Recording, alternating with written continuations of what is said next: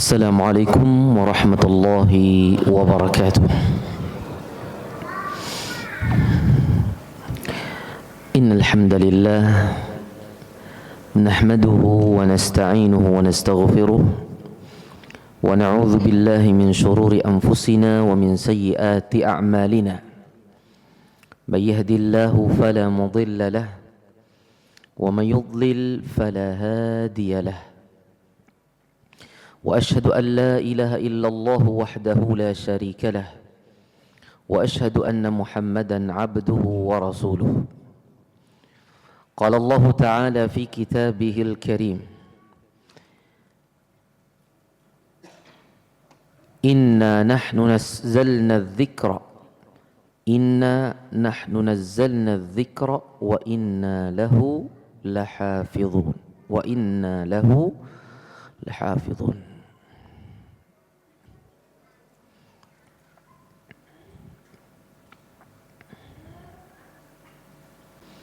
وقال تعالى: فلا أقسم بمواقع النجوم وإنه لقسم لو تعلمون عظيم إنه لقرآن كريم في كتاب مكنون لا يمسه إلا المطهرون تنزيل من رب العالمين. أما بعد. Saudaraku, saudara-saudari, jamaah sekalian, jamaah kajian Ahad di waktu duha di Masjid As-Salam Bandara yang dirahmati dan dimuliakan Allah Subhanahu wa taala. Pada pagi hari ini kita akan membahas suatu tema yang perlu untuk kita ketahui sebagai muslim, lebih lagi sebagai penuntut ilmu, agar kita memiliki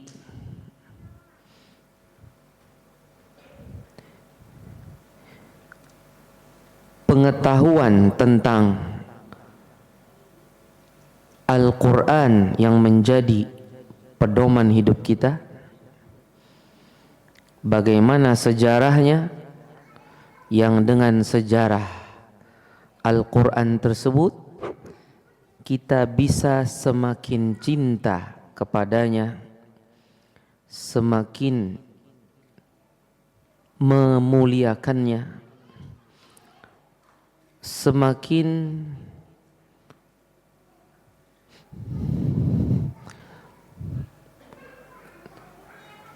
sering dan selalu bersamanya, dan juga semakin yakin akan keterpeliharaannya.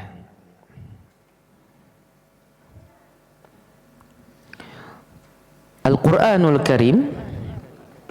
Apa itu Al-Quran? Semua kita tahu definisi Al-Quran adalah apa.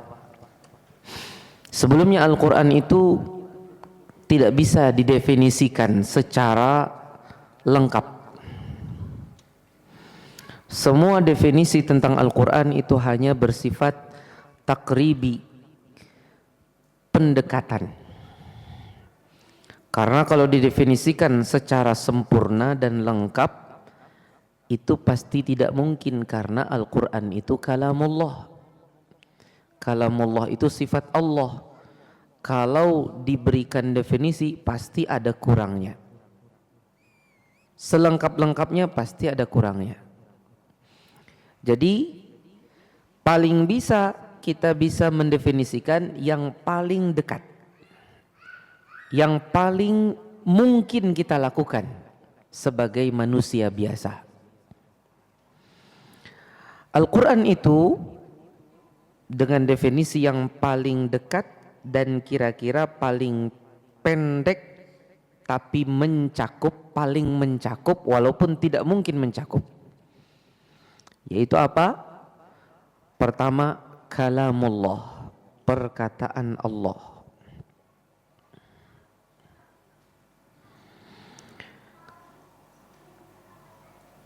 Yang diturunkan kepada nabinya Muhammad sallallahu alaihi wasallam. Perkataan Allah diturunkan kepada nabinya Muhammad sallallahu alaihi wasallam melalui perantara Jibril. Melalui perantara Jibril.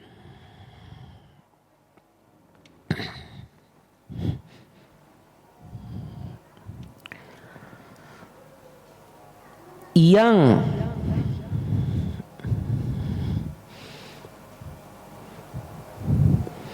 diibadahi dengan membacanya, yang diibadahi ketika membacanya.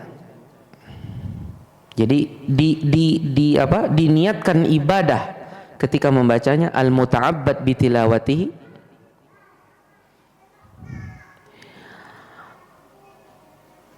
wal mu'jiz bi aqsari suwarih, dan dia mukjizat, artinya tidak mungkin didatangkan yang semisalnya walaupun dengan sependek-pendeknya surah.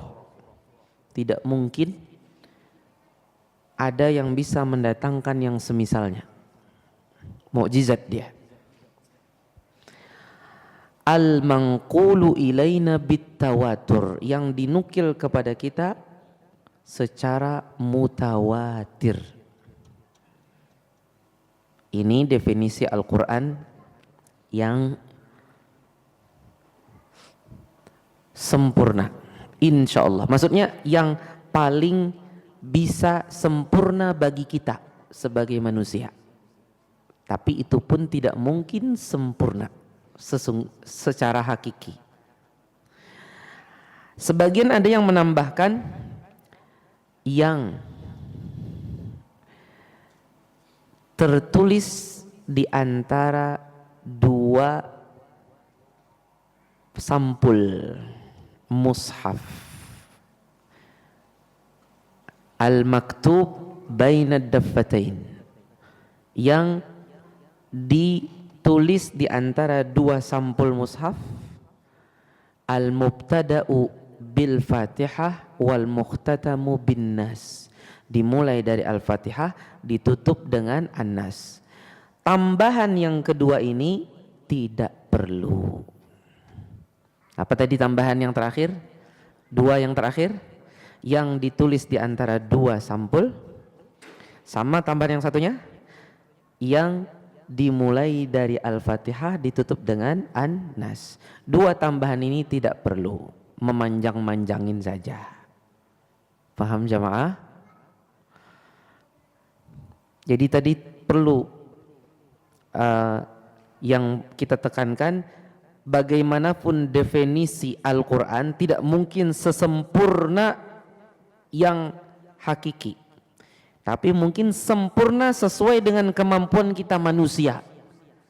Karena Al-Quran kalamullah, untuk didefinisikan secara sempurna apa adanya, yang secara hakiki nggak mungkin. Paling kita hanya bisa mendekati kepada itu secara pendekatan. Karena kalamullah adalah sifat Allah. Allah itu maha besar, otomatis sifatnya juga maha besar. Kalau sifatnya maha besar, definisi kita akannya tidak mungkin sesempurna yang semestinya. Paling hanya sesempurna yang mampu kita lakukan. Mohon diingat ini. Al-Quranul Karim turun di mana? Turun ke Nabi Muhammad SAW. Turun dari Allah. Allah berkata-kata dengannya. Allah berkata-kata dengan Al-Quran. Tapi Al-Quran itu diturunkan dengan perantara. Yang menjadi perantara adalah Jibril alaihissalam, yang langsung mendengar dari Allah, membawanya turun kepada Nabi Muhammad SAW di bumi ini. Jadi prosesnya, Allah berkata, berfirman, Jibril mendengar, Jibril membawanya kepada Nabi Muhammad SAW. Proses ini berlangsung selama berapa tahun? 23 tahun. Selama 23 tahun masa kenabian Nabi Muhammad SAW sejak diutus sampai beliau wafat.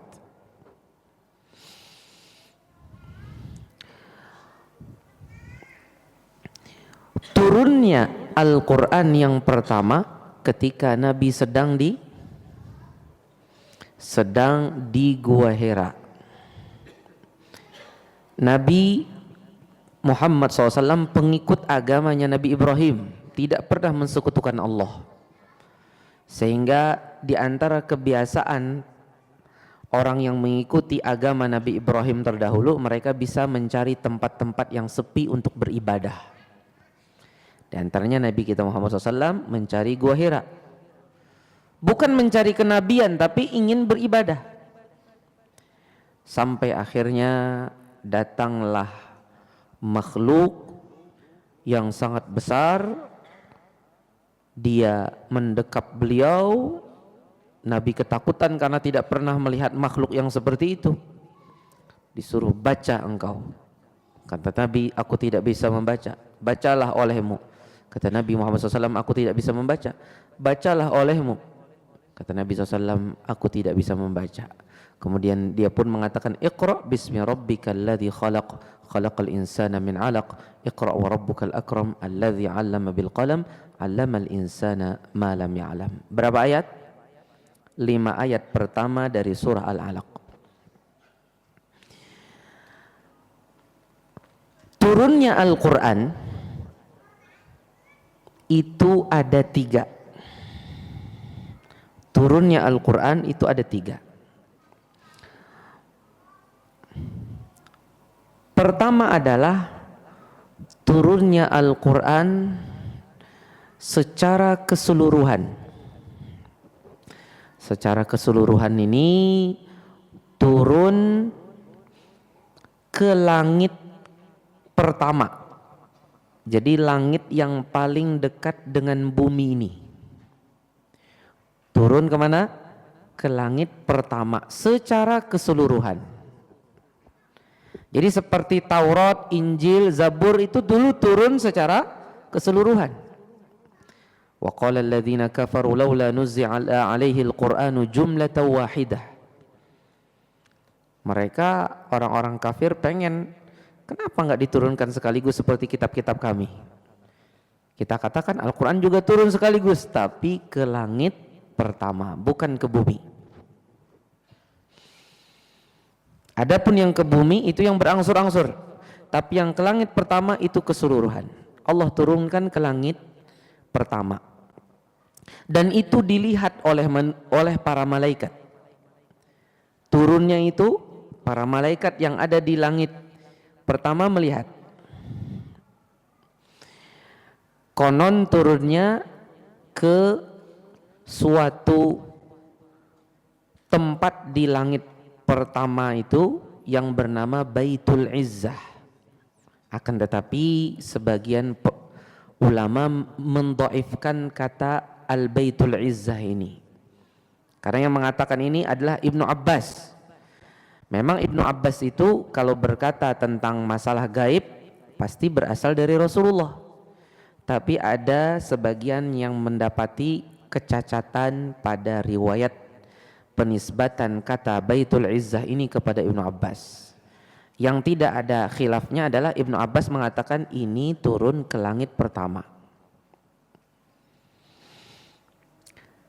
Yang mana itu tidak sebagai hidayah untuk yang ada di bumi, tapi tujuannya pertama untuk menyamakan dengan kitab-kitab sebelumnya, itu Zabur, Taurat, Injil yang turun secara langsung sekali keseluruhan kepada nabi-nabi yang diturunkan kepada mereka kitab-kitab tersebut. Yang kedua juga pemberitahuan kepada penduduk langit nih, bakal ada nabi terakhir. Siap-siap kalian dengan tugas yang aku perintahkan, nih turun Al-Quran, diturunkan ke langit pertama seperti pemberitahuan, peresmian, nih bakal turun. Kemudian turunlah dia berangsur-angsur selama 23 tahun ke bumi, itu baru hidayah. Kalau ke bumi itu sebagai hidayah, kalau yang ke langit tadi hanya 2 tadi. Alasannya, ya kan? Ke langit pertama. Kalau ini turun berangsur-angsur selama 23 tahun tergantung dengan kondisi Rasulullah SAW, kejadian demi kejadian, kasus demi kasus, momentum demi momentum. Ada yang ada penyebabnya, sababun nuzul, ada yang tidak ada sababun nuzul. Turun selama 23 tahun dimulai dengan 5 ayat pertama dari surah Al-Alaq. Terus kapan terjadinya turun ini? Kita tahu inna anzalnahu fi lailatul qadar. Inna anzalnahu fi lailatin mubarakatin.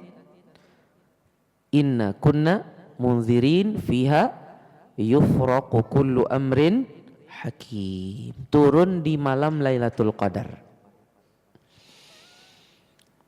Menurut pendapat yang rajih, insyaallah turunnya yang ke langit itu, ke langit pertama itu pada malam Lailatul Qadar. Kemudian turunnya yang kepada Nabi SAW yang apa tadi? Kepada Nabi SAW pada ketika beliau di Gua Hira, 5 ayat pertama itu juga pada Lailatul Qadar yang sama. Jadi keseluruhan di langit pertama, langit yang paling dekat dengan bumi, di malam itu juga turun dari Allah. Bukan turun dari sini, bukan, turun dari Allah. Jibril membawa dari Allah 5 ayat pertama dari surah Al-Alaq di malam yang pertama, di malam yang sama, yaitu malam Lailatul Qadar di waktu itu, di tahun itu. Karena setiap tahun Lailatul Qadar cuma sekali. Ya. Kemudian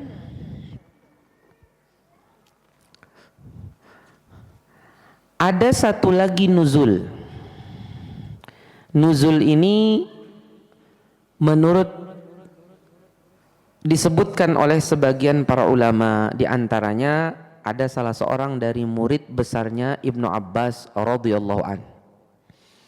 Beliau mengatakan Al-Qur'an itu turun setiap Lailatul Qadar. Jadi setiap, kan Nabi 23 tahun masa kenabian, mungkin sekitar ada 22 sampai 23 kali Ramadan, ya enggak? Jadi setiap tahun itu juga ada turun yang bersifat tahunan. Gimana itu Ustaz?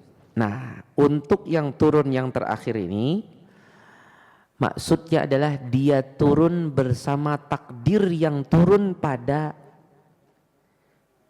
Lailatul Qadar itu untuk 1 tahun. Fiha yufraqu kullu amrin hakim.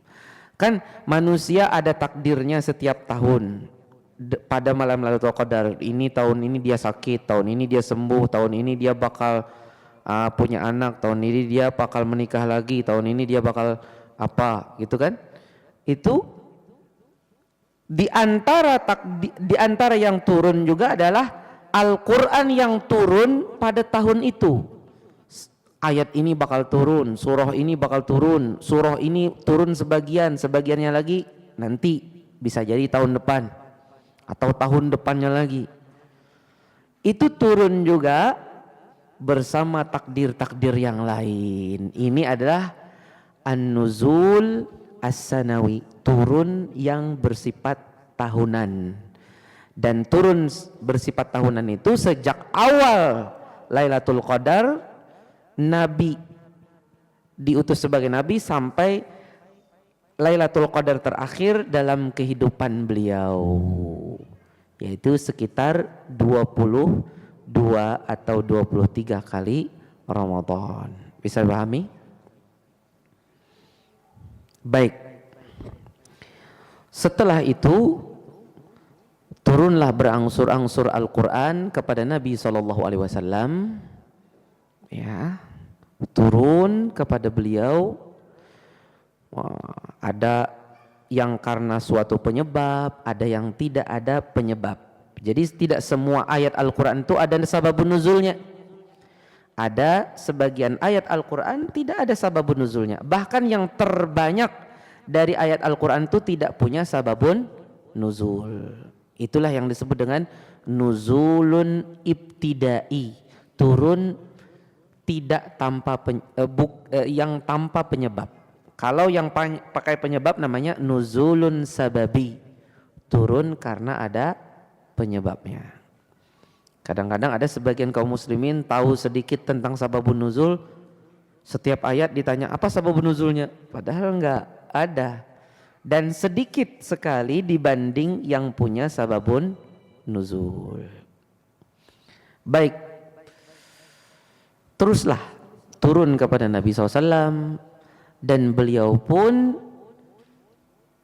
ya turunnya itu ada karena kalau yang punya penyebab bisa jadi karena ditanya, bisa jadi karena ada suatu kejadian, bisa jadi karena ada suatu tuduhan, bisa jadi karena ada suatu perang. Di peperangan itu ada suatu kisah yang perlu dibahas oleh Al-Quran, oleh Allah Subhanahu Wa Taala. Akhirnya turun ayat cerita mengupas tentang kisah-kisah tersebut. Taib. Nabi SAW sendiri ketika beliau hidup, beliau mengajarkan Al-Quran. Setelah sudah turun, beliau ajarkan kepada murid-murid beliau dari kalangan sahabat. Kadang-kadang turunnya ketika beliau sedang bersama para sahabat.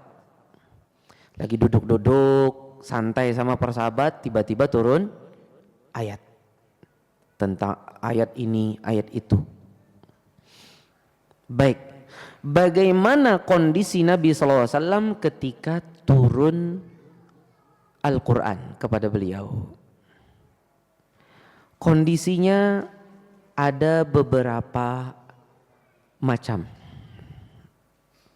Perlu kita ketahui, wahyu itu berasal dari Allah, ya enggak? Dan wahyu itu bermacam-macam tipenya. Kalau wahyu yang turun kepada Nabi itu tidak semuanya wahyu seperti Al-Quran, seperti hadis wahyu juga. Wahyu. Nabi dibesitkan pikiran untuk berkata-kata ini dan itu. Wa ma yantiqu 'anil hawa in huwa illa wahyu yuha.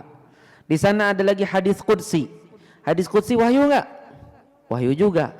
Allah berkata-kata dengannya. Ya, bisa disampaikan kepada Nabi lewat mimpi, bisa juga disampaikan bisa juga lewat perantara Nabi, lewat perantara seorang malaikat, tidak mesti harus Jibril. Kalau Al-Quran mesti Jibril. Kalau hadis qudsi bisa lewat perantara malaikat siapa saja, nggak mesti harus Jibril. Bisa juga lewat mimpi. Itu hadis qudsi. Dan di antara perbedaan hadis qudsi dengan Al-Quran, hadis qudsi tidak diibadahi dengan membacanya. Adapun Al-Quran, membacanya saja ibadah, apalagi mentadaburi, apalagi mengamalkan. Kalau hadis qudsi, mengibadahinya dengan memahami dan mengamalkan. Membacanya bukan ibadah, ya enggak? Ibadahnya hadis qudsi ada dengan mengamalkan kandungan hadis qudsi itu. Kalau Al-Quran tidak, membacanya saja sudah ibadah. Ketika Al-Quran itu turunnya tidak dengan tipe hadis nabawi atau hadis qudsi. beda tipe. Al-Quran itu turun hanya dengan satu cara, yaitu melalui perantara Jibril. Jibril yang membawa. Jadi turunnya wahyu kepada Nabi itu secara intinya ada 3. Pertama, wahyu itu bisa berupa langsung dibesitkan di pikiran, ya, Allah langsung membesitkan di pikiran, atau dia melihat di mimpi. Ini satu. Yang kedua, dia diajak bicara langsung tapi pakai tabir penghalang. Yang ketiga, wahyu yang ketiga adalah melalui perantara malaikat. Al-Quran tidak ada dengan 2 cara ini. 2 cara pertama, Al-Quran hanya turun dengan cara yang ketiga, yaitu melalui perantara malaikat. Dan malaikatnya cuma satu, yaitu Jibril. Dan Jibril inilah juga yang dulu menurunkan Taurat, Zabur, dan Injil. Itu Jibril juga, bukan malaikat yang lain. Nah, Al-Quran juga Jibril yang membawa. Cuma terbesit pikiran, apakah mungkin Al-Quran itu turun dengan perantara Jibril tapi lewat mimpi? Kan biasanya kan turun secara langsung kan? Bisa nggak Al-Quran itu lewat Jibril tapi lewat mimpi? Jadi di mimpi, bukan dalam kondisi terjaga. Jawabannya, kalau bisa atau mungkin. Apakah ini mengurangi kemuliaan Al-Quran? Jawabannya tidak. Tidak mengurangi kemuliaan Al-Quran. Ya, dan tidak ada dalil yang menghalangi kemungkinan ini. Tidak ada dalil yang menghalangi kemungkinan ini. Sehingga walaupun tidak ada ulama yang mengatakan mungkin mungkin atau tidak mungkin ini terjadi, maka secara logika itu mungkin, dan ini sama sekali tidak mengurangi kemuliaan Al-Quran. Kan bisa saja Allah mimpikan Nabi dengan Jibril. Jibril menyampaikannya di situ ketika dalam kondisi bermimpi. Nah, Jibril turun kepada Rasulullah SAW membawa Al-Quran itu bagaimana kondisi Rasulullah? Kondisi Rasulullah SAW ada beberapa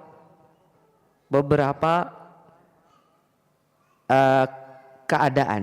Di antaranya adalah, dan ini yang paling berat, Jibril turun seperti Al-Quran itu disampaikan seperti salsalatul jaros. Salsalatul jaros itu adalah ketika besi ketemu dengan besi. Besi ketemu dengan besi itu kan suaranya apa, Pak? Memekikkan telinga, ya enggak? Inilah yang paling berat, tipe yang paling berat. Sampai-sampai Nabi SAW keringetan, ya. Sampai-sampai di malam yang sangat dingin dari musim dingin, yang semestinya orang tidak mungkin berkeringat, Nabi berkeringat di dahi beliau. Padahal dahi itu adalah bagian terakhir seseorang kalau keringetan. Kalau keringetan itu badan dulu. Kalau terlalu panas baru dahi keringetan. Ini enggak, dahi keringetan di malam yang sangat dingin dari musim dingin. Ini sangat berat. Makanya Al-Quran itu bukan sesuatu yang ringan. Tidak pantas kita mengatakan enteng aja, nggak bisa. Al-Quran itu thaqil. Inna sanulqi alaika qawlan thaqila. Tidak boleh kita katakan enteng atau ringan. Al-Quran itu berat. Jadi salah satu kondisi adalah seperti salsalatul jaros. Salsalatul jaros ini apanya, Ustadz? suara Jibrilnya kepada Nabi. Jadi suara Jibrilnya kepada Nabi itu seperti salsalatul jaros. Kita yang tidak mendapatkan wahyu seperti ini, atau sahabat yang tidak mendapati wahyu seperti ini, nggak tahu, cuman dapat berita dari Nabi, dia seperti salsalatul jaros, seperti dua besi yang dipertemukan. Urusan bagaimananya sahabat nggak tahu persis, tapi Nabi cerita seperti itu. Intinya sangat memekikkan telinga, dan itu yang paling berat, yang paling Nabi terasa paling berat, paling membuat memporsir diri beliau sebagai manusia biasa, yang paling memporsir tenaga beliau. Bisa dipahami? Tapi intinya suara, setelah selesai wahyu langsung hilang suara seperti itu, dan Nabi sudah hafal. Intinya suara. Nah, di sini kita membantah sebagian orang yang memahami Al-Quran itu turun lewat hati Nabi langsung. Ketika mendapati ayat wa innahu latanzilu rabbil alamin, wa innahu latanzilu rabbil alamin, nazala bihi ruhul amin ala qalbika litakuna minal munzirin bilisanin arabiyyum mubin. Di sini ada kata ala qalbika, ke hatimu.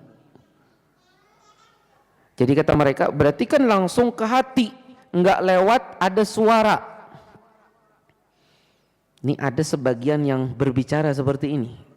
Jadi langsung ke hati, enggak ada suara yang terdengar di pendengaran. Ini adalah suatu perkataan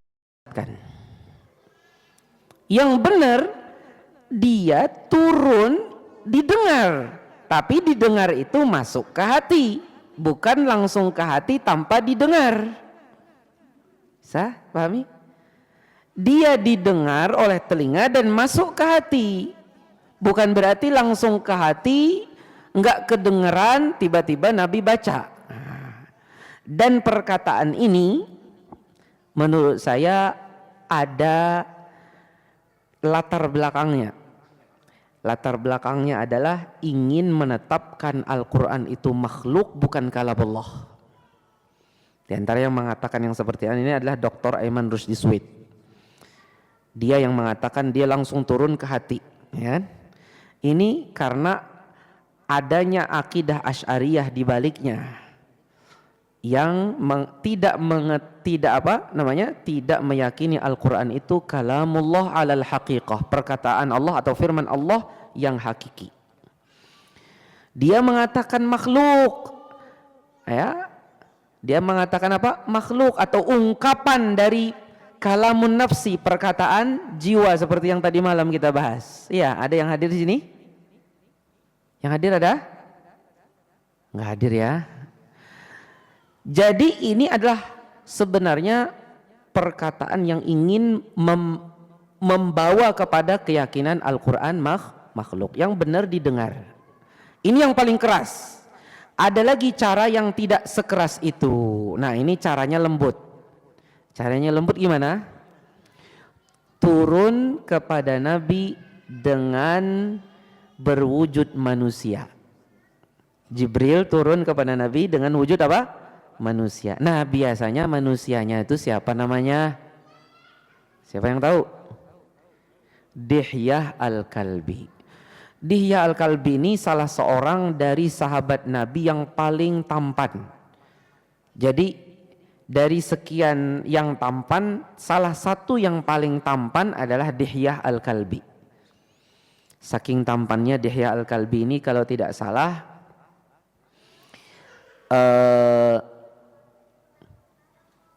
dia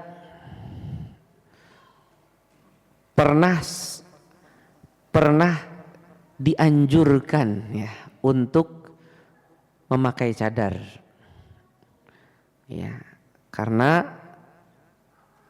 saking tampannya. Karena kalau dia sudah lewat, wanita-wanita agak susah untuk menundukkan pandangan. Saking tampannya Dihyah Al-Kalbi. Nah, Dihya Al-Kalbi ini dia diserupai oleh Jibril. Kemudian Jibril datang menyampaikan Al-Quran. Nah, kalau ini tidak seberat yang pertama. Kalau yang pertama itu sampai-sampai kalau nggak salah Aisyah radhiyallahu anha ketika Nabi meletakkan kepala beliau di paha Aisyah, kata Aisyah, nyaris saja pahaku pecah, patah gara-gara beratnya kepala Rasulullah. Itu yang salatul jaros tadi. Kalau yang kedua ini tidak seperti itu. Berbentuk malaikat. Maksud malaikat Jibril berbentuk Dihya Al-Kalbi. Nah, disampaikanlah itu. Kemudian setiap tahun Nabi ada murojaah sama Jibril pada bulan Ramadan berapa kali? Satu kali selama Ramadan, satu kali khataman maksud saya. Selama Ramadan satu kali khataman masing-masing. Jibril sekali, Nabi Muhammad sekali. Jadi satu kali khataman. Ya dua kali, cuman dihitungnya sekali karena kan itu pasang-pasangan. Kecuali Ramadan terakhir Nabi hidup itu 2 kali khataman. Kalau 2 kali berarti 4 kali berarti kan? 4 apa? 2 pasang berarti 4 kali karena masing-masing membacakan 2 kali kepada pasangannya. Nabi SAW hidup di tengah para sahabat, membacakan Al-Quran, ya. Kalau sudah turun beliau bacakan. Afwan, bagaimana fisik Nabi ketika turun seperti salatul jaros itu? Pernah ada yang mendapati beliau ketika turun seperti salatul jaros itu, beliau seperti orang yang pingsan. Mirip seperti orang yang pingsan, kemudian ngorok. Ada ghotit, ada ngoroknya. Jadi umpamanya duduk nih, tiba-tiba beliau sudah lenyap aja, nggak bersama yang lain. Kemudian ada sedikit dengkurannya. Setelah selesai, baru beliau bangun, tidak ada lagi suara ghotit tadi. Beliau tiba-tiba saja bisa menyampaikan kepada yang lain. Nah, beliau pun mengajarkan Al-Quran itu kepada para sahabat. Tadi turun demikian, beliau bacakan, sahabat menerimanya. Beliau bacakan, sahabat menerima. Ya, terkadang disebut ketika ada suatu momentum pas untuk disampaikan, beliau sampaikan. Intinya kalau baru saja turun, beliau sampaikan langsung, ya, kepada sahabat yang ada. Atau bisa jadi ada suatu momentum beliau bisa berdalil untuk menunjukkan hal ini dan itu, keulang lagi ayat-ayat yang sudah telah turun. Tentunya turunnya belum selesai, masih ada sebagian yang belum turun sampai beliau meninggal. Turunnya pun ada juga yang mansukh. Ada sebagian ayat pernah dulu turun, tapi setelah turun dihapus oleh Allah. Karena dihapus namanya mansukh. Nah, mansukh itu sebenarnya ada 3 macam. Salah satu jenis dari mansukh adalah mansukh kitabatan, mansukh secara tertulis. Tulisannya sudah tidak ada lagi. Seperti contohnya dulu ada ayat begini bunyinya. Asy-syaikhu wasy-syaikhatu idza zanaya farjumuhumal battah. Laki-laki yang sudah beristri dan perempuan yang sudah bersuami kalau sampai berzina berarti selingkuh ya. Kalau sampai berzina maka hukumannya harus dirajam. Dulu ini salah satu ayat Al-Quran dulu sebelum dimansukh. Intinya proses mansukh itu dia dilupakan dari Rasulullah, tulisannya hilang, Itu proses mansukh itu. Tulisannya hilang dan juga dilupakan. Dan itu pun salah satu yang disebutkan daripada contoh dari sekian banyak yang dimansukh. Dari sekian yang mansukh. Ada yang mansukh, ini nasikhnya. Nah, ada juga yang mansukh hukumnya tapi tulisannya masih ada. Di Al-Quran ada beberapa tempat yang hukumnya sudah dimansukh tapi tulisannya masih ada. Itu ada di dalam Al-Quran. Adapun yang tadi tulisannya sudah dimansukh, hukumnya masih berlaku. Ada juga yang pertengahan di antara keduanya, tulisannya mansukh, hukumnya juga mansukh. Ini tiga tipe nasikh dan mansukh. Kemudian terus berlanjut ini.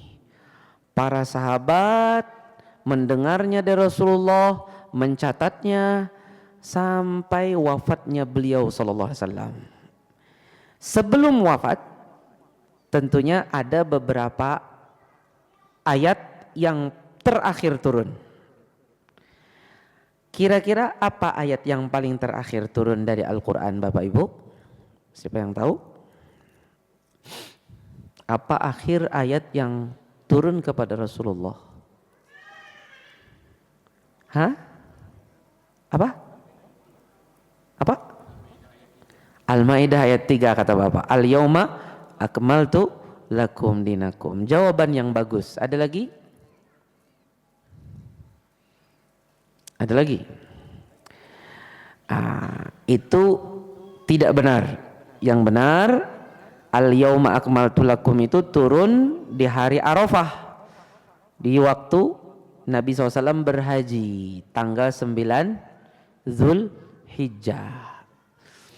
Dia salah satu ayat yang terakhir lah, termasuk dari yang terakhir, tapi bukan, masih banyak yang setelah itu lumayan banyak masih. Ya, surah Al-Maidah masih ada penyempurnaannya. Di antaranya surah An-Nasr turun di hari kedua dari hari Tasyrik, ya kan?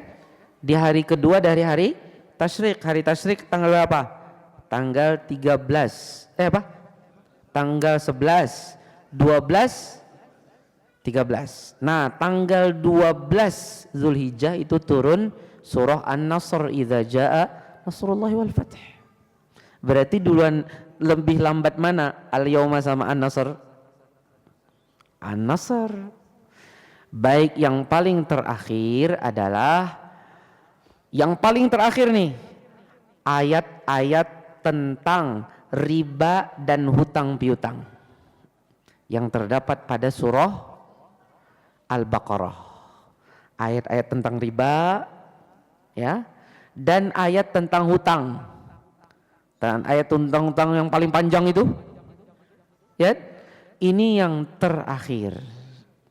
Berarti lumayan banyak. Tapi dari semua yang terakhir itu, yang paling terakhir, wattaqu yawman turja'una fihi ilallah.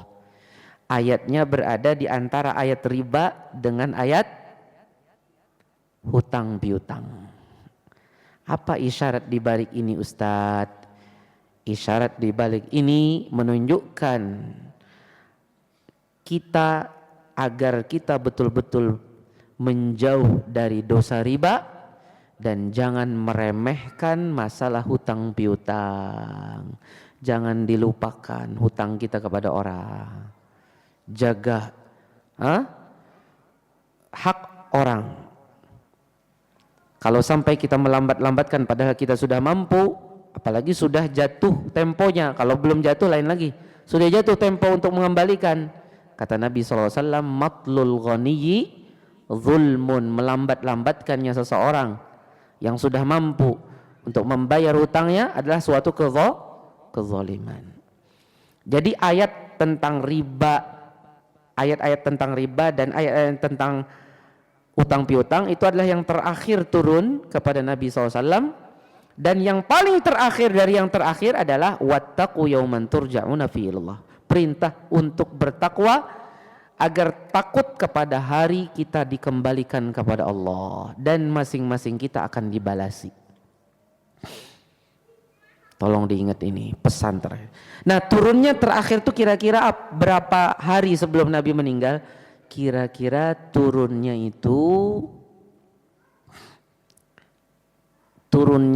terakhir itu sebelum 3 hari beliau meninggal. Entah itu 4 hari sebelumnya, entah itu 5 hari, wallahu alam. Intinya 3 hari sebelum Nabi meninggal itu sudah tidak ada lagi yang turun. Dan Nabi meninggal pada malam apa? Nabi SAW meninggal pada hari apa? Hari Senin. Nabi SAW meninggal pada hari Senin. Al-Quran yang pertama kali turun yang pada apa? Pada di Gua Hira itu juga menurut banyak ahli sejarah dan beberapa riwayat itu turun pada malam Senin. Itu terjadinya malam Senin. Saya ketahui.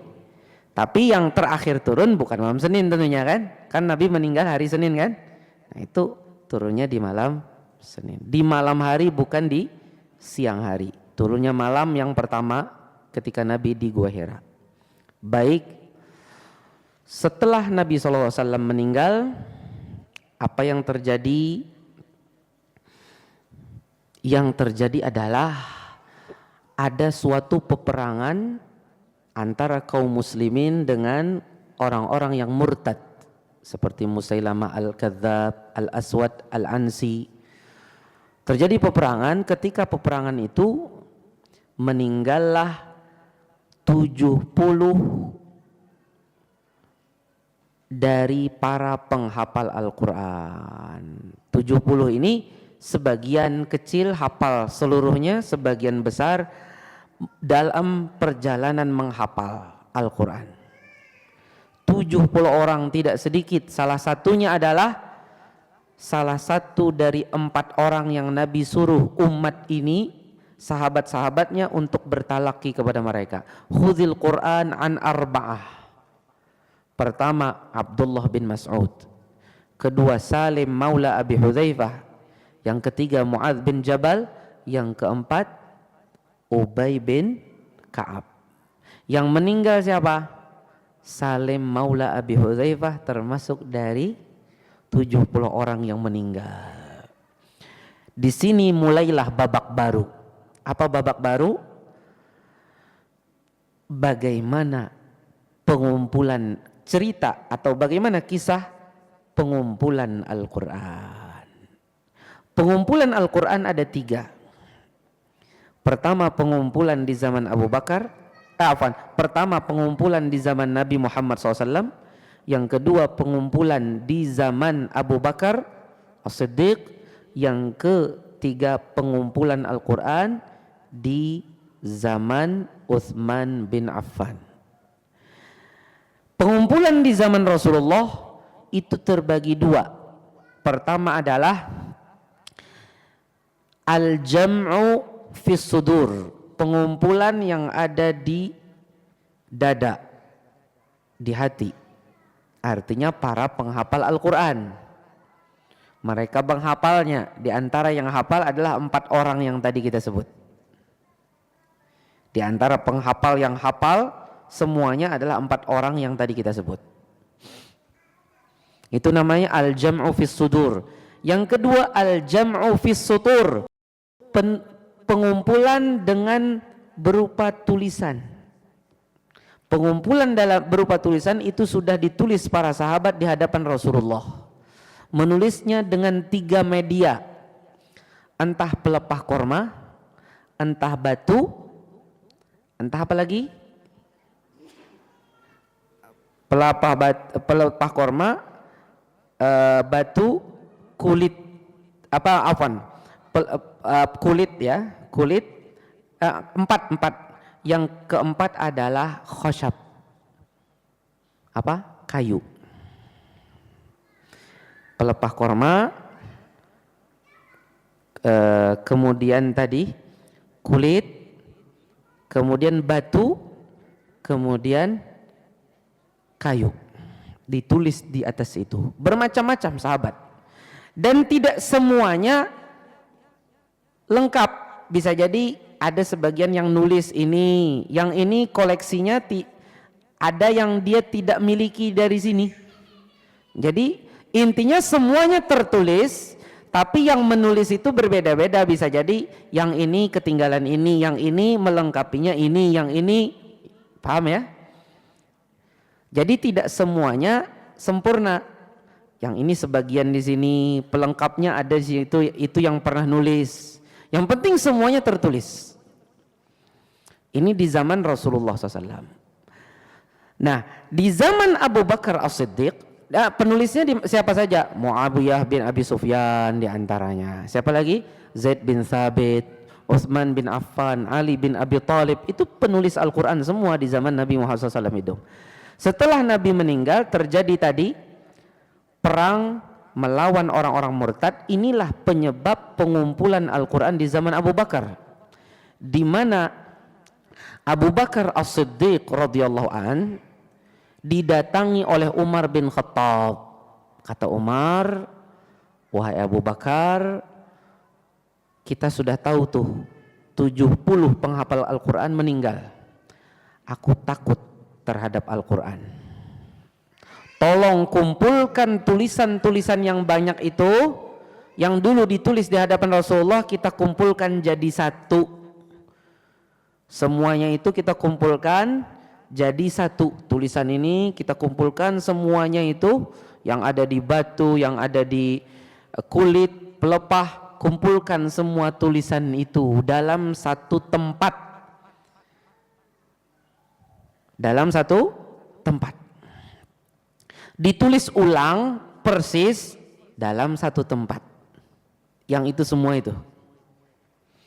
Tapi kata Abu Bakar, wah, nggak enak aku. Ini nggak pernah di zaman Rasulullah. Dulu di zaman Rasulullah tidak boleh menulis kecuali Al-Quran. Jadi hadis itu tidak boleh ditulis, ya kan? Sebagai bentuk supaya kaum muslimin fokus kepada penjagaan Al-Quran. Kata Abu Bakar, dikumpulkan seperti ini nggak enak aku, kayak nggak, kan ini tidak pernah dilakukan. Kata Umar, wallahi khair, wallahi innahu khair. Ini bagus Abu Bakar untuk penjagaan ini. Sampai akhirnya Allah bukakan hati Abu Bakar untuk mengiyakan masukan Umar. Setelah itu Abu Bakar memanggil seorang anak muda belia, lulusan pertama sekolah Islam Kutab di Masjid Nabawi, Zaid bin Thabit, yang cerdas, jago tulis, jago bahasa, hafal Al-Quran. Zaid bin Thabit ini disuruhlah untuk mengumpulkan semua yang tertulis di sahabat, cari ini, cari ini, cari itu. Tapi dengan syarat harus ada 2 saksi.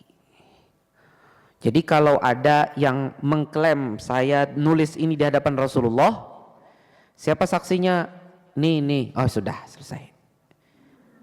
Terus dicari semuanya sampai terakhir, tinggal 1 ayat yang belum dapat ini. Ayat ini terdapat pada surah Al-Ahzab. Surah apa? Al-Ahzab. Minal mu'minina rijalun sadaqu ma'ahadullah alaih, faminhum man qadha nahbahu wa minhum man yantazir wa ma baddalu tabdila. Ayat ini belum ketemu. Belum ketemu.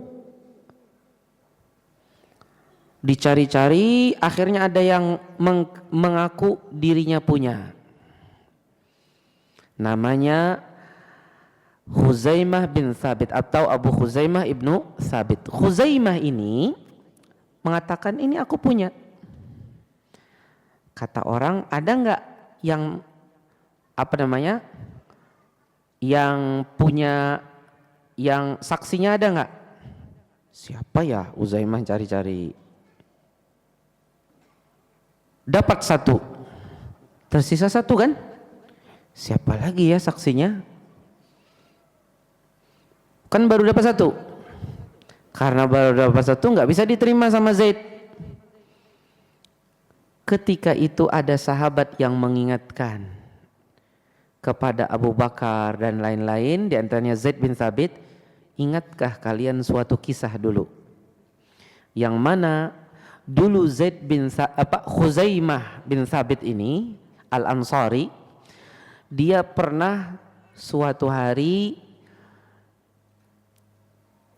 sedang di jalan. Ketika dia di jalan, dia ketemu Rasulullah SAW sedang cekcok dengan orang. Jadi Nabi itu sebelumnya beli kambing. Kata Nabi, saya beli ya, saya ke situ dulu, nanti saya bayar. Tapi kan sudah jadi nih, akadnya sudah jadi kan. Setelah Nabi pergi, balik lagi, ternyata ada lagi yang membeli, mungkin dengan harga yang lebih tinggi. Akhirnya orang ini, pengembala ini jual ke orang tadi. Kata Nabi, itu kan sudah milikku, kenapa kamu jual? Terjadilah percekcokan antara Nabi dengan penggembala ini. Kata Nabi, aku kan sudah beli. Kemudian dikatakan, siapa saksimu? Nabi nggak punya saksi. Ketika dalam kondisi seperti ini, lewat Khuzaimah bin Thabit. Pas lewat Khuzaimah, aku ya Rasulullah, aku yang menjadi apa? Saksinya. Akhirnya karena Khuzaimah mengaku aku yang menjadi saksi, akhirnya Nabi SAW pun dimenangkan, kambingnya dikasih ke Nabi Muhammad. Nabi menang, tapi Nabi penasaran. Pas di jalan, Khuzaimah, benar kamu menyaksikan aku pas proses akad pertama itu, pas aku akad sebelum aku pergi? Benar, kata Khuzaimah. Tidak. Loh, kok kamu ngaku menyaksikan? Wahai Rasulullah, engkau ini adalah utusan Allah yang diberikan amanah menyampaikan risalah. Kalau engkau utusan Allah, itu adalah kepercayaannya Allah. Kalau engkau sampai berdusta, nah, apakah ada lagi adakah orang yang apakah ada orang yang jujur setelahmu? Utusan Allah saja bisa berbohong, apalagi yang bukan utusan Allah. Cukuplah engkau sebagai utusan Allah itu menunjukkan engkau itu tidak ada perlu saksi. Itu yang dipahami Khuzaimah. Rasulullah pun terkagum-kagum dengan perkataan Khuzaimah, karena memang benar, itu menunjukkan kefakihannya Khuzaimah. Kata Rasulullah, sungguh persaksian satu orang Khuzaimah ini, khusus Khuzaimah, itu sama dengan dua orang. Ketika cuma satu dapat, Khuzaimah itu kan jadi dua kan jadinya untuk Khuzaimah kan, berarti dia jadi akhirnya jadilah seperti dua orang yang menyaksikan, jadi dirinya dan paham ya. Akhirnya diterimalah oleh Zaid bin Thabit. Ada yang ngingetin, Khuzaimah aja mungkin lupa. Yang ada yang ngingetin, pernah nggak dengar kisah ini? Akhirnya diterima juga oleh siapa? Oleh Zaid bin Thabit. Sama-sama bin Thabit Pak. Khuzaimah bin Thabit, ini Zaid bin Thabit. Tapi bukan nggak saudara. Sama-sama bin Thabit. Sama-sama Al-Ansari juga. Cuman bukan saudara seayah, bukan. Sama-sama ayahnya namanya Thabit. Nah, Akhirnya diterima. Tersisa ada 2 ayat terakhir dari surah At-Taubah. Itu sudah didapat. Jadi bukan dicari-cari, enggak. Sudah didapat, tapi bingung meletakkannya di mana. Akhirnya Zaid bin Thabit melaporkan, yang terakhir aku dengar Nabi SAW membacanya ini dibaca di akhir surah At-Taubah. Oh iya, berarti taruhnya di akhir surah At-Taubah. Jadi yang dipikirkan itu cuman di mana diletakkannya, bukan di mana tulisan ayatnya. Paham? Nah, proses pengumpulan yang ada pada zaman Abu Bakar ini adalah pengumpulan tulisan yang sesuai dengan Al-Quran yang terakhir dibacakan oleh Rasulullah kepada Jibril di Ramadan yang terakhir. 2 kali khatam kan? 2 kali, dua pasang khataman kan? Nah, yang itulah yang jadi sandaran mengumpulkan Al-Quran yang tertulis. Jadi yang tertulis ini yang hanya dibaca Nabi waktu itu. Adapun yang Nabi tidak baca waktu itu berarti sudah mansukh. Kalaupun ada orang ngaku tulisan tapi ini nggak dibaca Nabi, berarti sudah mansukh, nggak dimasukkan ke di dalam suhuf tadi. Suhuf itu lembaran-lembaran. Belum jadi mushaf. Kalau mushaf udah jadi buku ya. Kalau suhuf itu masih lembaran-lembaran. Akhirnya sempurnalah tulisan tadi di zaman Abu Bakar. Berarti penyebabnya gara-gara rasa takut Umar dengan meninggalnya para penghafal Al-Quran, takut Al-Quran hilang, akhirnya memberikan masukan kepada Abu Bakar. Seperti inilah yang terjadi. Terus berlangsung, Abu Bakar meninggal, baru zamannya Umar bin Khattab, ya enggak? Abu Bakar tidak begitu lama, baru Umar bin Khattab, lumayan sekitar 10 tahunan. Ketika di zaman Umar meninggal, suhuf tadi itu dititipkan di rumahnya Hafsah, istri Rasulullah, putri Umar bin Al-Khattab. Zaman Utsman bin Affan ada kisah lagi. Ini pengumpulan yang ketiga, Pak. Terjadinya bagaimana? Jadi gini, sebenarnya kaum muslimin itu semuanya membaca Al-Quran, entah dengan hafalan atau dengan suhuf-suhuf yang mereka miliki masing-masing. Ada yang miliki mushaf yang dia dapat sendiri, dia sendiri yang hasil koleksi dia, ada lagi yang hasil koleksi dia, masing-masing membaca Al-Quran dengan masing-masing koleksinya. Ketika di zaman Utsman bin Affan terjadi peperangan antara kaum muslimin dengan Armenia dan Azerbaijan. Ketika peperangan itu terjadi, di sela-sela jeda-jeda peperangan itu kaum muslimin sedang istirahat. Di situ ada pasukan Syam dan pasukan Kufah bersatu untuk menaklukkan Armenia dan Azerbaijan. Orang Kufah sama orang Syam namanya sholat. Orang Syam kan kiblatnya kepada Abu Darda. Orang Kufah itu keturunannya Ibnu Mas'ud, ya kan? Nah, beda guru. Nah, di situ ada perbedaan bacaan. Yang ini baca dengan itu, yang ini baca dengan itu loh. Kok beda qiraat ini? Akhirnya terjadi pengingkaran. Ini ngingkari itu, yang ini ngingkari itu. Mending pengingkarannya dengan lembut, ini sudah keras. Dan saking kerasnya, ketika itu Hudzaifah bin Yaman melihat sudah ada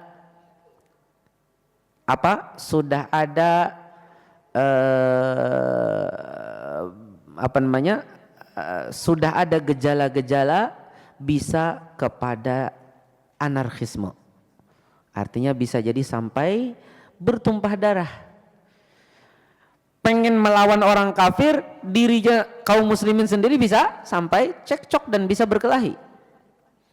Ketika melihat kondisi ini, akhirnya Utsman bin Affan didatangi oleh Hudzaifah bin Yaman. Kata Hudzaifah, tolong wahai Utsman, adrik hadhil ummah, jaga umat ini dari perpecahan. Segera kumpulkan Al-Quran untuk kita bagi-bagi kepada kaum muslimin. Akhirnya bagaimana caranya? Utsman kembali memanggil Zaid bin Thabit. Nah, tapi Zaid bin Thabitnya udah dewasa nih, bukan pemuda lagi ya. Zaid bin Thabit disuruh lagi dipanggil dan dibuatlah suatu panitia. Panitianya itu ada 4, ketuanya Zaid bin Thabit, anggotanya ada 3. Siapa mereka? Yang pertama ketuanya Zaid bin Thabit, anggotanya Abdullah bin Zubair, Sa'id, yang kedua Sa'id ibnu Al-As, kemudian Abdurrahman bin Al-Harith bin Hisham. Abdullah bin Zubair, Sa'id ibnu Al-As, dan Abdurrahman bin Al-Harith bin Hisham. Ketiganya ini orang Quraisy. Zaid bin Thabit orang Al-Ansar, Ansori. 4 orang ini jadi panitia.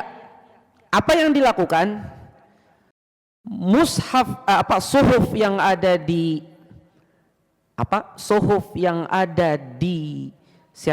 di Hafsah dipinjem. Boleh nggak kami pinjem? Nanti kami balikin. Dipinjemlah. Setelah dipinjam, ditulis untuk jadi mushaf ini. Ini untuk jadi mushaf, betul-betul sudah apa? Sudah jadi buku ini. Untuk apa? Ditulis ulang, digandakan. Nah, penggandaannya ini khilaf, ada yang bilang 4, ada yang bilang 5, ada yang bilang 6, ada yang bilang 7. Ada khilaf sedikit, yang termasuk paling kuat adalah yang bilang 5 atau 6. Yang 7 dan 4 itu yang paling lemah. Diperbanyak itu. Nah, apa bedanya antara mushaf ini dengan suhuf yang dikumpulkan oleh Abu Bakar? Bedanya pertama karena penyebab. Yang di Abu Bakar penyebabnya karena meninggalnya para penghafal Quran. Ingin dijaga. Nah, sekarang ini penyebabnya takutnya terjadi perperangan di antara kaum muslimin sendiri gara-gara mereka membacanya berbeda-beda, ingin mereka itu dirukunkan dengan disatukan dengan mushaf yang sama. Nah, akhirnya tulisan inilah yang ditulis. Nah, ini penyebabnya perbedaan pertama adalah karena penyebab. Perbedaan kedua, mushaf yang ditulis oleh panitianya Utsman bin Affan itu, kata Utsman kepada lajnahnya, 3 dari orang Muhajirin, 1 Ansar, idza ikhtalaftum fi harfin, kalau kalian berbeda pendapat di dalam penulisan suatu kata atau suatu huruf, maka gunakanlah bahasa Quraisy. Jadi kalau ada perbedaan antara 3 dengan 1, satunya kan ketua nih, maka yang dimenangkan adalah yang pakai bahasa Quraisy. Ini menunjukkan yang ada di Hafsah itu masih banyak bahasa-bahasa yang non Quraisy. Yang Quraisy tidak menggunakan itu. Tapi kalau yang sudah Utsman itu semuanya sudah bahasa Quraisy. Paham sampai di sini? Berlanjutlah. Akhirnya disebarkanlah mushaf tadi. Disebarkannya kemana? Dikirim ke Mekah. 1. Kemana lagi? Dikirim ke Kufah. Dikirim ke Syam. dikirim ke Basrah, dan 1 di Madinah. Berarti ada 5. Ada yang mengatakan yang Madinah itu 2, 1 dipegang Utsman, 1-nya buat kaum muslimin yang ada di Madinah, berarti 6. Ada juga yang mengatakan ada 7. 7 itu ditambah lagi Yaman kalau nggak salah. Tapi ini lemah. Yang benar, yang paling kuat yang bilang 5 atau 6. Ada juga yang bilang 4. Ya, bilang 4. Ini juga agak lemah juga. Yang kuat itu entah 5 entah 6. Yang dikhilafkan itu di Madinah 1 atau 2 gitu aja. Apakah yang dipegang oleh Utsman doang atau Utsman 1, masyarakat Madinah 1, gitu loh. Paham ya? Kemudian disebarlah. Nah, dulu tulisan Al-Qur'an itu hanya tulisan hurufnya, tidak ada harokat, tidak ada titik. Itu saja.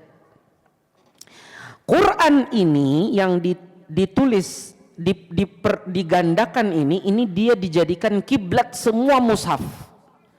Jadi semua mushaf harus ikut ini. Pengen nulis mushaf, ikut ini. Kalau ada yang beda, kata Utsman, dibakar. Hadisnya sahih, tidak bisa kita pungkiri. Kalau ada yang beda, dibakar. Jadi harus yang ini saja. Kan ini kan persis seperti yang di Abu Bakar. Cuman bedanya bahasanya dimurnikan Quraisy. Artinya bahasa Quraisy dan bahasa beberapa suku Arab yang lain yang juga itu bahasa Quraisy. Kalau yang di Abu Bakar kan bahasa Quraisy, ada juga bahasa suku lain yang bukan bahasa Quraisy. Nah, secara umum sama, cuman sedikit saja lagi ada perbedaan. Nah, yang beda-beda itu banyak itu. Yang mungkin yang dengan yang dengan mushafnya Abu Bakar sendiri sudah berbeda juga. Ya. Memang tidak ada di mushafnya Abu Bakar. Maka yang seperti ini disuruh dibakar. Maka dibakarlah. Supaya apa? Supaya mengumpulkan kaum muslimin dengan satu tulisan mushaf ini saja. Kamu pakai qiraat apa, dengan cara apa kamu membacanya, yang penting tulisannya seperti ini. Ya kan? Inilah tulisannya. Yang penting qiraat kamu yang sampai kepada Rasulullah itu persis seperti tulisan ini. Terus itu berlanjut. Orang pada ngopi tuh. Pada menjadikan itu kiblat dan terus berangsur-angsur. Nah, Utsman bin Affan dengan mushaf-mushaf tadi bukan hanya sekedar ngirim mushaf, tapi juga ngirim guru.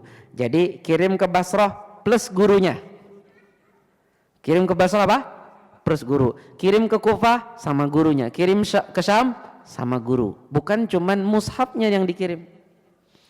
Jadilah itu jadi masahiful mushaf yang menjadi kiblat. Kemudian orang perbanyak, orang punya mushaf sendiri dari hasil catatannya, yang satu lagi hasil catatannya berlanjut sampailah kita ke zamannya Ali bin Abi Thalib. Setelah Ali bin Abi Thalib, di sana ada hajat agar, karena banyak orang yang sudah non Arab, tidak berbicara dengan bahasa Arab lagi. Karena mereka sudah non Arab, maka mereka memerlukan harokat, ya, memerlukan supaya tahu ini harokatnya apa. Maka di sana ada namanya Abul Aswad Ad-Du'ali. Beliaulah menurut para ulama yang membuat harokat pertama, dan konon katanya juga tanwin. Intinya harokat. Intinya harokat. Beliaulah yang meletakkan harokat untuk mushaf. Yang membuat harokat untuk mushaf itu siapa? Abul Aswad Ad-Du'ali. Dulu harokat itu dia berupa titik, Pak. Berupa titik. Dikasih titik, ya. Titiknya warna merah. Kalau dia fathah, titiknya di atas. Kalau dia kasroh, titiknya di bawah huruf. Kalau dia dhammah, ada titik warna merah di mana? Di depan huruf. Dan sebenarnya beliau juga yang merumuskan tanwin, tapi wallahu alam apakah tanwinnya sudah dimasukkan ke mushaf ataukah masih di luar mushaf. Yang penting beliau juga yang pertama mendapatkan atau menciptakan tanda tanwin. Kemudian dia juga perlu tambahan yang lain. Al-Khalil bin Ahmad Al-Farahidi beliau menambahkan tanda hamzah kepala ain. Kepala ain itu, tanda hamzah itu kan kepala ain. Kemudian tanda tasydid syiddah itu kepala shin, ya enggak? Kemudian beliau juga yang menambahkan tanda raum dan ismam seperti pada suatu ayat di dalam surah Yusuf, la ta'manuna, itu beliau juga yang meletakkan, membuat tanda. Al-Khalil bin Ahmad Al-Farahidi. Nah, kan di dalam tulisan Arab itu kan banyak huruf-huruf yang sama tulisannya. Gimana membedakan? Seperti ba, ta, sa, sama enggak? Jim, ha, kha, sama enggak? Ain, ghain, sama? Ra, zai, sama? Sod, dot, sin, shin, ya kan? Banyak. Ada beberapa huruf yang sama tulisannya. Maka diperlukanlah di situ naqtul i'jam untuk membedakan ta dengan sa, dengan ba, dengan nun, bahkan kadang-kadang kalau nunnya lagi dalam kondisi berbaring, ya enggak? Untuk membedakannya itu perlu ada tanda pembeda. Yang membuat nuqtatul i'jam itu namanya adalah Nasr bin Asim Al-Laythi yang wafat tahun 89 Hijriah. Dia muridnya Abul Aswad Ad-Du'ali. Tadi kan kita sebut Abul Aswad Ad-Du'ali. Konon yang memerintahkan adalah Ali bin Abi Thalib. Nah, Nasr bin Asim Al-Laythi ini muridnya Abul Aswad Ad-Du'ali. Dialah yang pertama menulis titik. Jadi titik juga, Pak. Titik pembeda. Nah, kalau yang tadi warnanya merah, kalau ini warnanya disamakan dengan tulisan huruf. Kemudian di sana ada lagi Yahya bin Ya'mur. Yahya bin Ya'mur ini meninggal tahun 129 Hijriah. Dia menyempurnakan titik tadi sehingga lebih bagus lagi titiknya. Konon dialah yang menjadikan dia lebih bergaris itu. Ya. Tapi yang sering kita dengar yang membuat bergaris sekarang itu ya, jadi seperti garisan fathah di bawah kasroh, dhammah itu waw, itu adalah Khalil bin Ahmad Al-Farahidi. Tapi bisa jadi Yahya bin Ya'mur. Siapa yang memerintahkan Yahya bin Ya'mur? Hajjaj bin Yusuf Ats-Tsaqafi, yang mana Hajjaj itu gubernur Kufah. Ya, Hajjaj pun diperintahkan oleh khalifah, yaitu Abdul Malik bin Marwan. Jadi Abdul Malik bin Marwan itu khalifah, nyuruh gubernur Kufah. Hajjaj bin Yusuf itu adalah khalifah yang apa? Bukan, gubernur yang terkenal dengan kejam. Dia tidak dia berani untuk membunuh dengan mudah, ya. Dengan dia sangat mudah bagi dia membunuh, ya kan gitu. Makanya ulama mengkhilafkan tentang menyikapi Hajjaj bin Yusuf. Tapi Hajjaj bin Yusuf ini punya jasa terhadap Al-Quran, terhadap Islam. Akhirnya tadi Yahya bin Ya'mur tadi yang disuruh untuk menyempurnakan tanda baca, harokat, bahkan juga diantaranya tanda sukun. Tanda sukun itu dengan bentuk kepala kho. Kepala kho. Kho itu artinya apa? Khafif, lawan daripada syiddah. Kalau syiddah itu kan huruf harokat plus. Kalau sukun zero harokat, kan gitu, kosong daripada harokat. Nah, terus akhirnya lama-lama tadi itu di zaman Khalil bin Ahmad Al-Farahidi, intinya Khalil bin Ahmad Al-Farahidi juga, kemudian Yahya bin Ya'mur tadi menyempurnakan supaya harokat yang tadi titik jadi fathah itu kan aslinya alif, ibunya fathah kan alif, asalnya alif begini, kemudian direbahkan. Kemudian dhammah itu kan ibunya adalah waw, ya kan? Ibunya adalah waw, maka ditaruhlah tanda waw. Kasroh itu ya, ya begini. Kepalanya ya dipotong, tersisa bagian bawahnya. Kan bagian bawahnya kan melingkung kan sedikit kan? Lama-lama masuklah seni ilmu khat yang melengkung tadi diluruskan saja. Itu karena sudah masuk seni ilmu khat. Terus apalagi jasanya Hajjaj bin Yusuf Ats-Tsaqafi? Jasanya Hajjaj bin Yusuf Ats-Tsaqafi adalah dia telah memerintahkan Yahya bin Ya'mur diantaranya untuk membagi-bagi mushaf. Jadi mushaf yang itu dari Al-Fatihah sampai An-Nas nggak ada bagiannya, dibagi menjadi 30 bagian. Makanya disebut dengan juz, ya. Dibagi 30 bagian. 30 bagian pun dibagi lagi setengah. Jadi ada hizib. Ada hizib. Jadi ada 60 hizib, ada 30 juz. Apa tujuannya? Karena menurut Hajjaj, kalau masih tidak ada ini, orang bisa jadi malas baca Al-Quran. Tapi ketika sudah ada hizib dan juz, orang jadinya rajin. Saya bisa sekian saja dulu, nanti kan bisa lagi dari sini ke sini.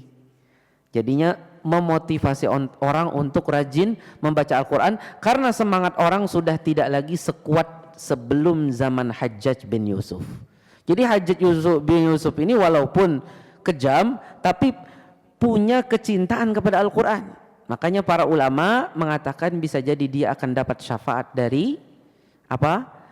Dari kebaikannya dan jasanya terhadap Al-Quranul Karim. Walaupun dia telah membunuh tidak sedikit dari kaum muslimin, bahkan di antaranya adalah ulama besar ulama besar dari para tabi'in.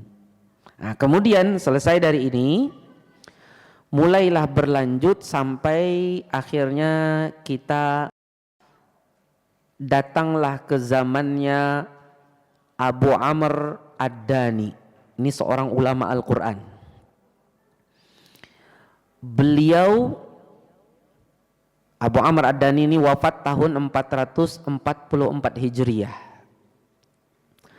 Beliau menulis di dalam salah satu kitabnya, kalau nggak salah Al-Muhkam, ya.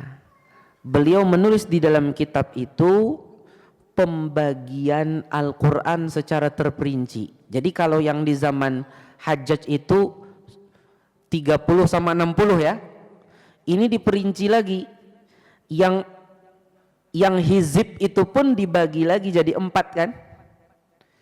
Setengah hizib, kemudian setengah hizib itu dibagi lagi, ada bagiannya lagi supaya orang lebih mudah lagi.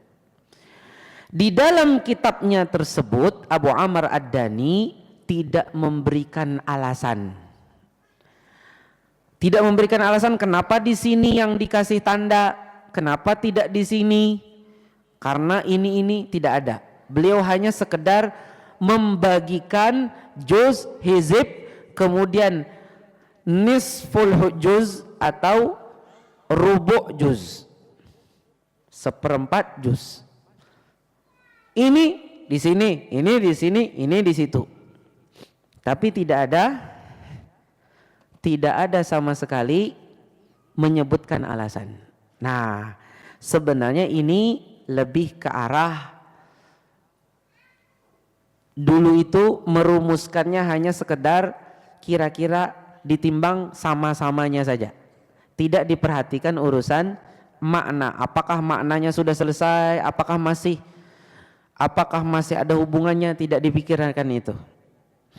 Akhirnya mushaf itu mengikuti apa yang ditulis oleh Abu Amr Ad-Dani ini sampai detik ini. Kalau kita lihat mushaf itu tanda-tandanya yang berasal dari Abu Amr Ad-Dani rahimahullahu taala.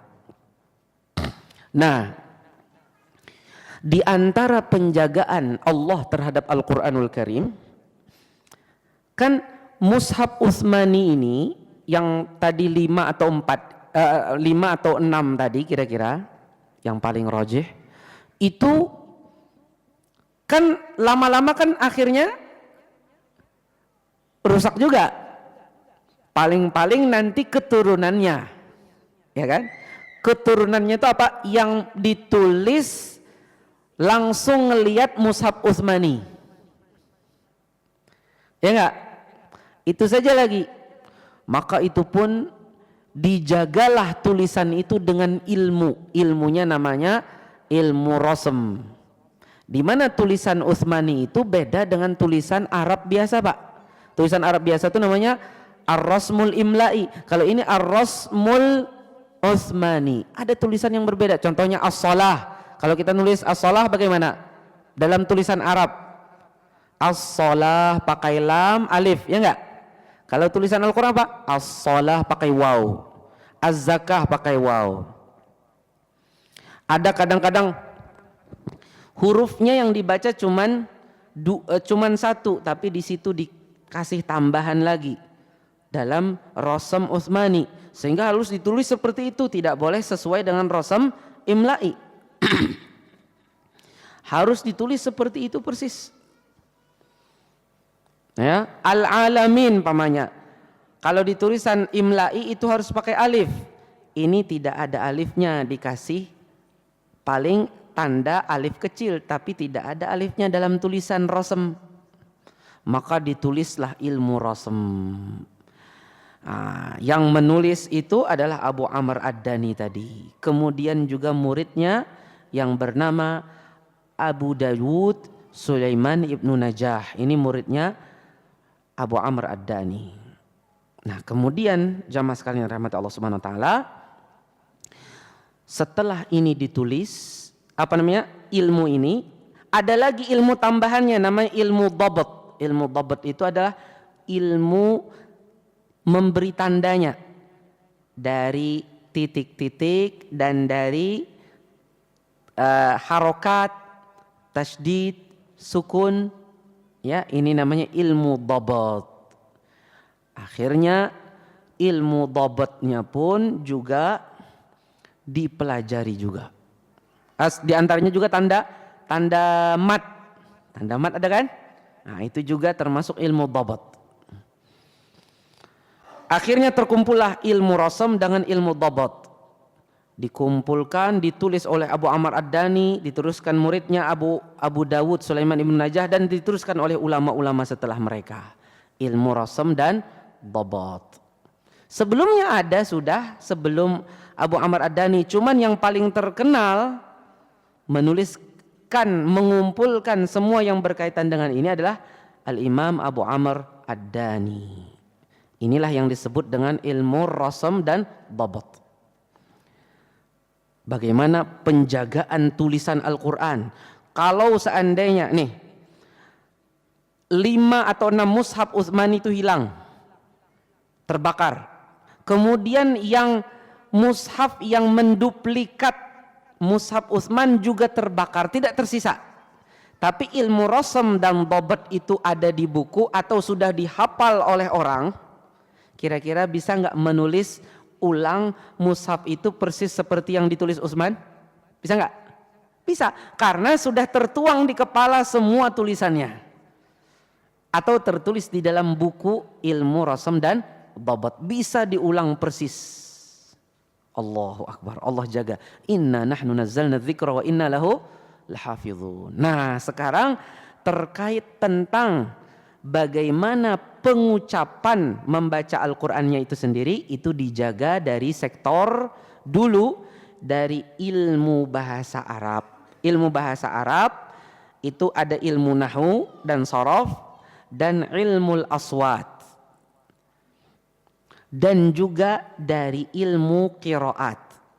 Jadi ilmu qiraat dengan ilmu bahasa Arab, disitulah terjaganya cara pembacaan Al-Quran yang benar. Jadi di dalam ilmu aswat umpamanya Khalil bin Ahmad Al-Farahidi mengatakan kha itu tempatnya di sini. Dia punya hay'ah. Hay'ah itu namanya, artinya sekarang sifat. Dulu bahasanya apa? Hay'ah. Kalau makhraj itu dulu bahasanya hayyiz. Ini. Itu dari ilmu bahasa Arab. Ilmu aswat, dan ada sebagian dari ilmu yang lain dari ilmu bahasa Arab. Kemudian yang satunya dari ilmu qiraat. Ini dibaca dengan raum, ini dibaca dengan ismam, ini dibaca sekian, matnya sekian panjangnya, ini sekian panjangnya, ini diidghamkan. Ini dari ilmu qiraat. Sebagian juga ada yang idgham itu ada juga di ilmu bahasa. Dari yang dijaga oleh ilmu qiraat dan ilmu bahasa Arab tadi, yang berkaitan tentang cara membaca Al-Quran, dikawinkanlah. Setelah dikawinkan jadilah ilmu tajwid. Allahu Akbar.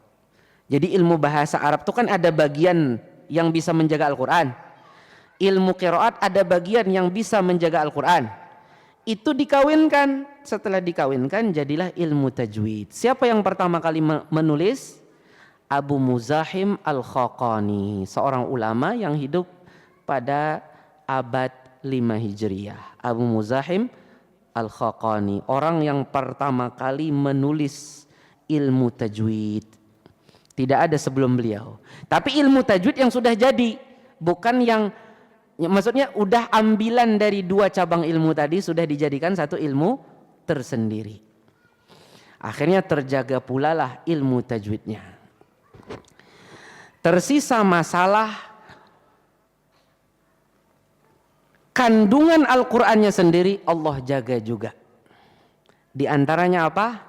Setelah wafatnya Rasulullah SAW sudah dibolehkan menulis hadis, karena udah selesai Al-Quran kan, nggak ada gangguan lagi, maka ditulislah hadis.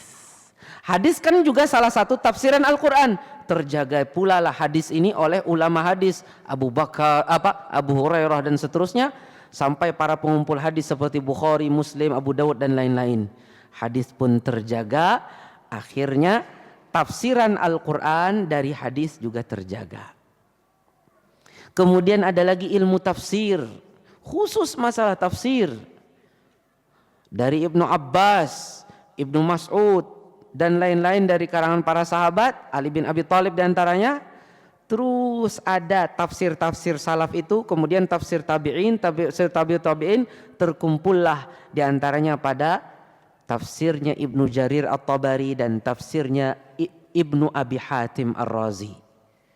Kemudian dari situlah turun kepada generasi berikutnya yang lebih mengumpulkan dan menyempurnakan lagi. Tapi sudah terkumpul tafsir salaf itu oleh mereka-mereka sampai detik ini. Nah, tafsir itu sendiri pun dia berbeda-beda. Ada yang lebih cenderung ke bahasa, ada yang lebih cenderung kepada masalah fikihnya, ada yang lebih cenderung kepada artinya secara global, ada juga yang lebih cenderung kepada tafsir yang lebih ke arah tadaburnya, ada juga yang lebih ke arah ketinggian bahasanya dengan berbagai rasa. Dengan berbagai rasa, semuanya tujuannya untuk menjaga Al-Quran dari semua sisi. Dari sisi kesastraannya, dari sisi fikih-fikih yang terdapat dalam Al-Quran, dari sisi tafsirnya secara global, dari sisi nahu dan sorofnya. Jadi dari situ tuh tahu akar setiap kata. Ini akarnya ini cabangnya kata ini. Nah, ini dia adalah ini adalah sayapnya kata ini. Itu dipelajari dalam ilmu nahwu dan shorof. Dijaga dari semua sisi. Nah, sampai sekarang masih ada tafsir yang lebih ke arah sosial.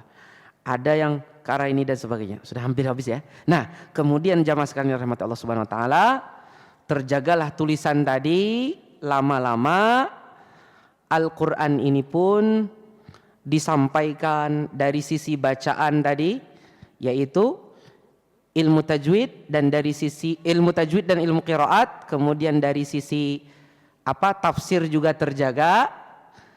Kemudian perlu kita ketahui bahwasanya tulisan mushaf dengan Rasm Utsmani ini sempat melalui masa hilang.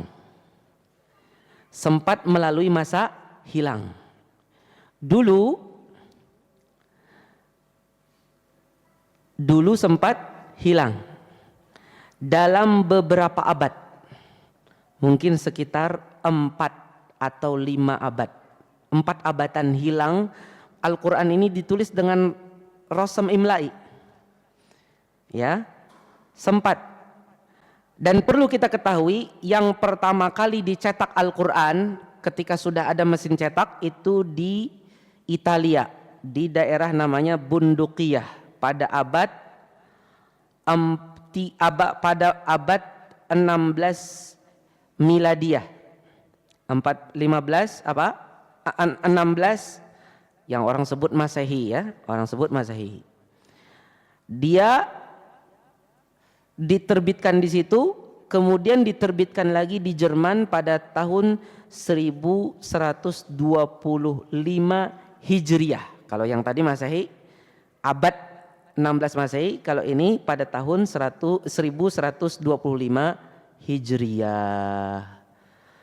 Karena sudah ditemukan mesin cetak. Kemudian baru setelah itu di negara-negara Islam sudah bisa punya mesin cetak. Akhirnya mereka pun mencetak banyak, sampai diantaranya Mujamma' Malik Fahad. Nah, sekarang di antara penjagaan tersebut adalah juga yang tadi saya sebut sempat hilang. Akhirnya ada yang menghidupkannya kembali, namanya Syekh Ridwan Al-Mukhallalati, orang Mesir. Beliaulah yang pertama, yang sekitar 4 abad yang tulisannya sudah tidak dengan Rasm Utsmani itu, beliaulah yang kembali mengembalikan tulisan mushaf ini dengan tulisan Utsmani. Paham? Kemudian dari sisi wakaf dan ibtida, tanda wakaf pun sudah dirumuskan oleh ulama sejak dahulu.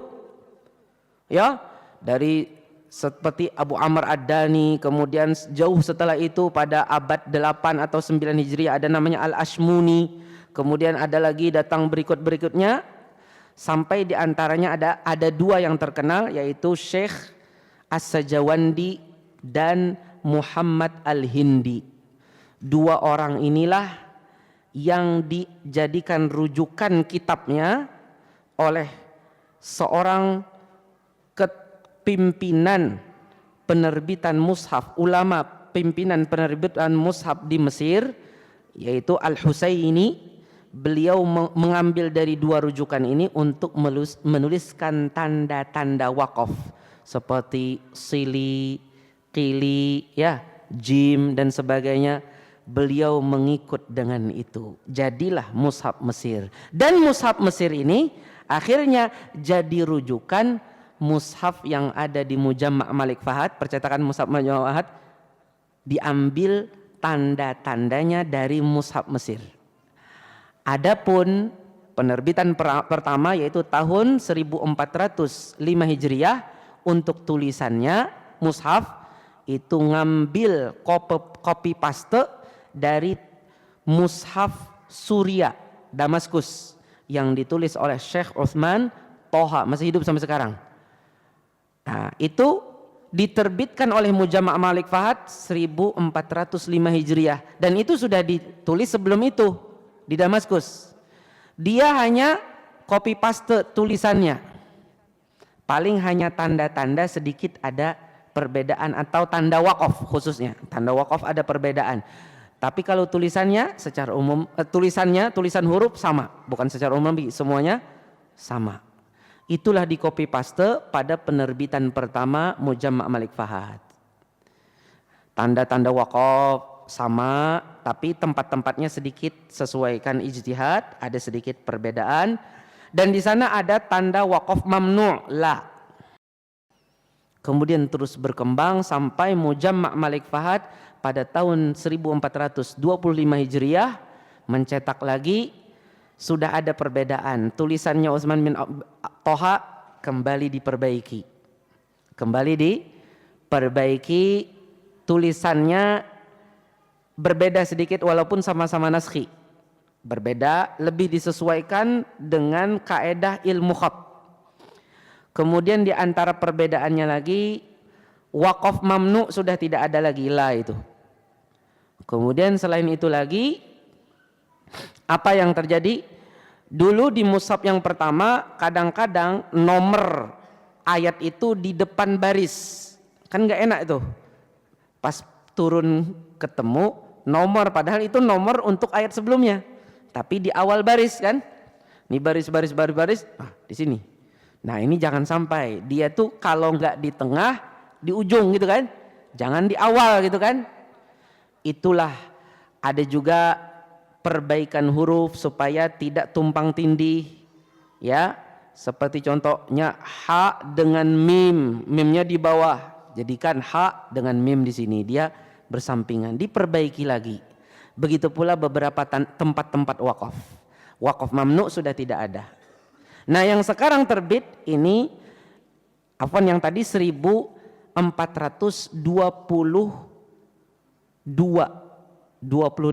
Hijriah, 1422 Hijriah. Yang berikutnya adalah 1439 Hijriah. Yang sekarang kita pakai ini kebanyakannya 1439 Hijriah. Ada sedikit perbedaan, penyempurnaannya aja tidak terlalu banyak, hampir sama atau sama dengan yang sebelumnya. Ya, ada sedikit perbedaan. Nah, terakhir saya sampaikan, siapa? Kan itu kan mushaf secara tertulis. Karena sudah berkembang zaman, sudah ada klip, video klip dan sebagainya kan. Akhirnya dahulu sudah ada teknologi radio. Akhirnya di radio diperdengarkanlah Al-Quran oleh qori-qori Mesir. Di antara yang terkenal adalah Syekh Mahmud Khalil Al-Husari, dan beliau akhirnya direkamlah suara beliau Al-Quran 30 juz dengan riwayat hafaz dari Asim pada tahun 1381 Hijriah, dan itu adalah mushaf audio pertama, mushaf pakai suara pertama di dunia ini. Allahu Akbar. Dan sampai sekarang kita semua merasakan kenikmatan nikmatnya memegang mushaf. Dan ditulisnya kembali dengan Rasm Utsmani waktu tadi, Syekh Ridwan Al-Mukhallalati. Syekh Ridwan itu wafat pada tahun 1311 Hijriah. Jadi sebelum beliau meninggal, entah berapa tahun sebelumnya. Sekitar 4 abatan kira-kira di dunia ini yang tersebar tidak mushaf dengan Rasm Utsmani. Nah, beliau yang kembali yang menghidupkan Rasm Utsmani. Alhamdulillah. Dari sini kita melihat bagaimana penjagaan Allah terhadap Al-Quran. Salah satunya adalah dengan lebih mudah Jangankan mushaf audio, Sekarang Al-Quran yang pakai lembaran kertas sudah jadi aplikasi. Ya, sudah jadi apa? Aplikasi ya. Di Android itu tinggal download, pencet, terbuka. Bahkan di antara kecanggihannya ada sebagian dipencet bersuara. Ada juga yang dipencet keluar tafsirnya di atas. Ya enggak? Ada juga yang dipencet sedikit keluar lagi hukum-hukum tajwidnya. Allahu Akbar. Allahu Akbar. Kalau ada satu orang saja yang menyimpang dari tulisannya yang benar atau tanpa sengaja, enggak usah hitungan hari Pak, hitungan detik atau hitungan menit sudah ada yang komplit. Itu oh iya, oh kalau begitu harus dihapus dari Play Store karena ini menyimpang, ini. Langsung segera. Ini menunjukkan bagaimana penjagaan Al-Quran. Inna nahnu nazzalna dzikra wa inna lahu lahafizun. Bahkan sekarang saja kalau ada orang membacanya sembarangan, tajwidnya tidak benar, langsung dikomplain, segera habis. Seperti ada kemarin-kemarin kita dengar ada yang baca Al-Quran pakai palu ya. Pakai itu, masih ingat gak? Ada kan? Di Indonesia kalau nggak salah Al-Quran beberapa orang biduan pakai ngaji, ada berapa Qul huwallahu ahad, kemudian di depan ada yang memberikan palu. Itu terjadi di Indonesia, langsung dibahas di beberapa jurnal-jurnal hukum ini sebagainya. Tidak lama langsung dibahas, habis, tidak lagi tersisa. Kenapa? Inilah semua menunjukkan penjagaan Allah terhadap Al-Quranul Karim. Wallahu ta'ala alam wa barakallahu fikum. Semoga apa yang saya sampaikan ini menjadi bayangan bagi kita. Kita juga jangan lupa yang membunuh Ali bin Abi Thalib itu juga utusannya Umar ke Mesir ya, untuk mengajarkan Al-Quran. Tapi karena dia tidak faqih, cuman hafal, cuman ahli membaca, akhirnya dia terpapar pemikiran Khawarij, akhirnya dia membunuh Ali bin Abi Thalib. Padahal itu utusannya Umar yang diminta oleh Amr bin Al-As, gubernur Mesir. Kata Umar, sebenarnya kami masih butuh orang ini, tapi karena aku merasa kalian lebih perlu, maka aku kirim dia kepada engkau. Padahal kalau kalian nggak perlu, kami pun tetap ingin mempertahankan ini. Ternyata orangnya membunuh Ali bin Abi Thalib, sahabat yang nomor 4 terbaik, misan Rasulullah SAW, dan sekaligus menantu, ya, sepupu menantu, dan ayahnya dua pemimpin pemuda sorga. Bukan sembarangan manusia yang dibunuh olehnya, tapi dia membunuhnya dalam kondisi bersemangat dan meyakini itu adalah suatu ibadah mendekatkan diri kepada Allah Subhanahu wa taala. Semoga ini bermanfaat bagi kita. Salah dan khilaf mohon dimaafkan. Kebenaran datang dari Allah Subhanahu wa taala. Kita tutup majlis ini dengan kafaratul majlis. Subhanakallahumma wa bihamdika asyhadu an la ilaha illa anta astaghfiruka wa atubu ilaik.